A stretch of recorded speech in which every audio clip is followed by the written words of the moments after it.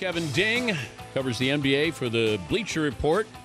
Up early after watching Oklahoma City take out San Antonio Spurs. Kevin joins us now.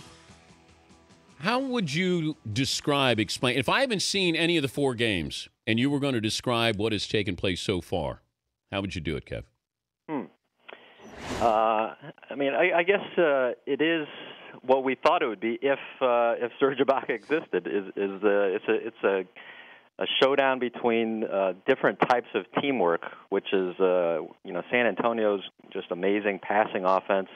They don't settle for a good shot; they move the ball until they get the great shot. Versus Oklahoma City, which is really built on a defensive mindset more than people understand, because they have Westbrook and Durant. It's mostly about team defense for them. And so, when you see the best of both teams, it's all rooted in that, and Ibaka is such a huge part of that defense. So when he's been playing, you've seen that from Oklahoma City. They're very united and together and make things happen, defense to offense, and now we're 2-2. People always question my sanity when I say the following, that Russell Westbrook, I think, is the most talented player in the NBA. Do you question my sanity, too? Talented? I mean, I guess it depends how you're going to define it. What we saw last night was an exact demonstration of when he puts it all together, what an incredible force he is. And to me, that's sort of that championship execution that we haven't seen from him. Well, he's inconsistent, but I think he's the fastest player in the league. He does so many different things, but there are times when he's his own worst enemy. There are times when he's not a great teammate, but sheer talent. I mean, I'm always amazed that he doesn't put up a triple-double. And he's freakish with what he does. Now, LeBron, you can always make that argument, but Westbrook, to me, is fascinating to watch because he keeps both teams in the game sometimes. Yeah, and that's why the Thunder have to be so encouraged by the past two games is he has prioritized the important things, which is the team needs my defense on Tony Parker. They need to body him up and make their offense disrupted, and distribute the ball. And I remember Kobe used to say that Phil's asking me to do stuff that nobody in the history of the game has done, which is score like crazy and set the entire team up and defend. And to some extent, the Thunder need the same thing from Westbrook to win a title, and he did that last night, which is amazing. It's Kevin Ding from the Bleacher Report joining us, Dan Patrick Show.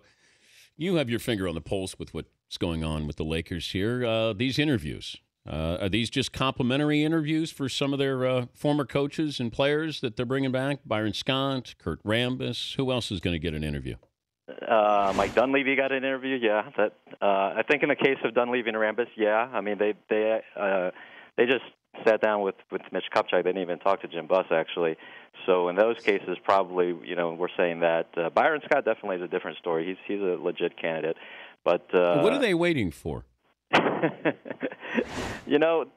Dan, they rushed to hire Mike D'Antoni, 2 years ago, and we saw how that turned out. Okay, so they're going to take their time. I thought usually teams take their time because they're waiting for a candidate to have his team eliminated, playoffs to end. Now that might happen with the Knicks with Derek Fisher. Is Fisher going to be interviewed by the Lakers? I think there's still that possibility, but I was told yesterday by two people that not to expect Fish to be the Lakers coach. And is he going to be the Knicks coach? The Knicks is definitely a possibility. And actually, I was told, I'm not sure exactly how it's going to shake out with the Knicks front office, but if something happens and there's a vacancy there with Steve Mills or something else, that Fish might be better suited to be in the front office. That might be more up the alley of what he would like to do. So he is one of those Lakers champions, but he's never had that warm fuzzy relationship really with the Buss family. So it's not necessarily as logical as people might think. And the thing with the Lakers search is that there's a long way to go with this. People shouldn't get too worked up that it is going to be Byron Scott or Lionel Hollins or some names that have come out to be interviewed so far. We've got weeks to go on this. The Lakers want to be thorough and thoughtful. They feel like they don't have any timeline, and for this one, they want to really do their due diligence. Okay, if I factor in what's going on with Donald Sterling, and I say which franchise is in better shape, Lakers or Clippers? I mean, I'm not by any means ready to say that the Clippers are in better shape than the Lakers. I mean, after all the years of being a laughingstock, they've only won 3 playoff series in 33 years, and one of them was with Donald Sterling exiled this year. So there's still a long way to go, but be very clear, Dan, no question. The Lakers people are very aware that the Clippers are on the rise, and this thing is ultimately going to turn out great for the Clippers and their fans. That they're going to have a new ownership in there at some point, whether it's a year from now or whenever. And the days of the Clippers just being an automatic loser they're over. It's over. It's changing. Magic have any chance to be part of the ownership of the Clippers?